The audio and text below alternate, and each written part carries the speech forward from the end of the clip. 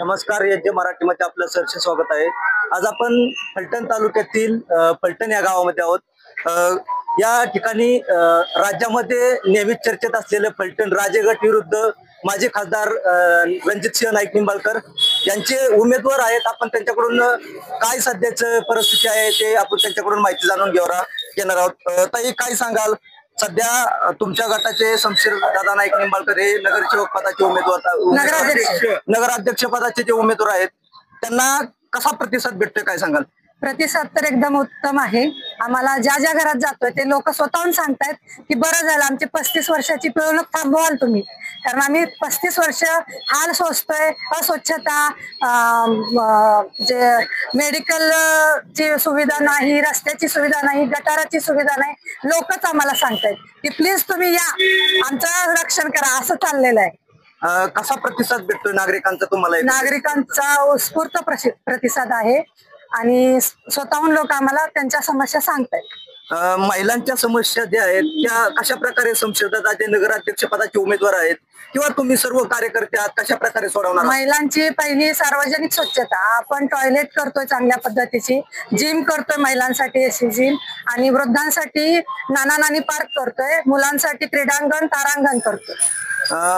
जे सध्या जे फलटण नेहमीच चर्चेत राहते, आता इथून मागचा जो राजेगट आहे त्यांनी विकास केला नाही असं लोकांचा आरोप आहे. तुमचं काय मत आहे त्याविषयी? नाही, आता ते लोकांना दिसतंय, ते लोक बोलतायत.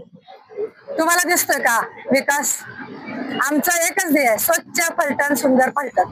नक्कीच त्या ताई त्यांचं असं म्हणणं आहे की या ठिकाणी फलटणचा विकास झालेला नाही, तरी आम्ही जे आमचे नगराध्यक्ष पदाचे उमेदवार आहे शमशेरदादा नाईक निंबाळकर यांच्या वतीने जनतेने आम्हाला कौल दिला तर 100% आम्ही विकास करू दाखवू. नमस्कार, जे मराठीमध्ये आपलं सहर्ष स्वागत आहे. आज आपल्यासोबत भारतीय जनता पार्टीचे ज्येष्ठ नेते आपल्या सोबत आहेत.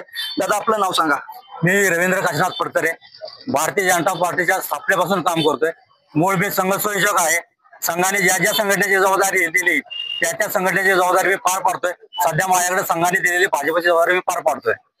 आता भारतीय जनता पार्टीचे ज्येष्ठ नेते म्हणून तुम्ही सांगताय, काय एकंदरीत जे तुमचे नगराध्यक्ष पदाचे जे उमेदवार आहेत शमशेरदादा नाईक निंबाळकर त्यांना जनतेचा कसा प्रतिसाद भेटतोय आणि तुम्हाला काय वाटतंय की बाबा तुम्हाला ज्येष्ठ म्हणून अनुभव आहे, काय सांगाल?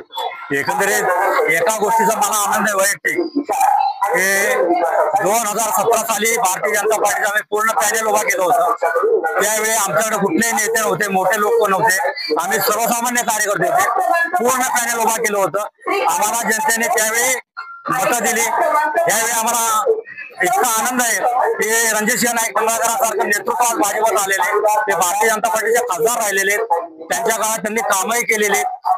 आता या 2025 मध्ये भारतीय जनता पार्टीचा झेंडा नगरपालिकेवर त्यांच्या नेतृत्वाखाली उभारेल हे आम्हाला आशा आहे.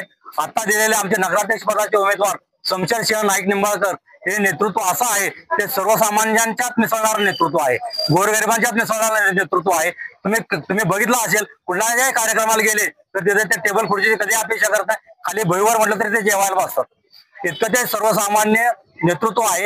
या नेतृत्वाचा फलटणकर नागरिकांनी स्वीकार करावा, त्यांना फलटणची सेवा करण्याची संधी द्यावी ही मी फलटणकर नागरिकांना विनंती करतो.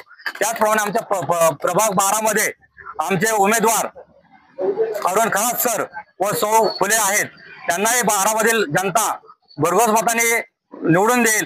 प्रत्यक्ष 12 मध्ये खरात सरांनी पूर्वी काम केलेलं आमचे भागातले बघतातच लोक, त्यामुळे कामाचा त्यांचा काय हातोटीच आहे. ते घराघरात पोहोचलेले सर्वसामान्य नेतृत्व अरुण खरात सरांचं, त्यांनाही यश त्यावेळी चांगलं लाभेल. एकंदरीत आम्हाला जे केंद्रात राज्यात नरेंद्र मोदींच्या नेतृत्वाखाली, देवेंद्र फडणवीस नेतृत्वाखाली जो विकास झालेला आहे त्या विकासाचं फळ आम्हाला फलटण मध्ये आज मिळण्याची आशा आहे आणि ते आमची फलटणकर नागरिक आम्हाला पूर्ण करतील.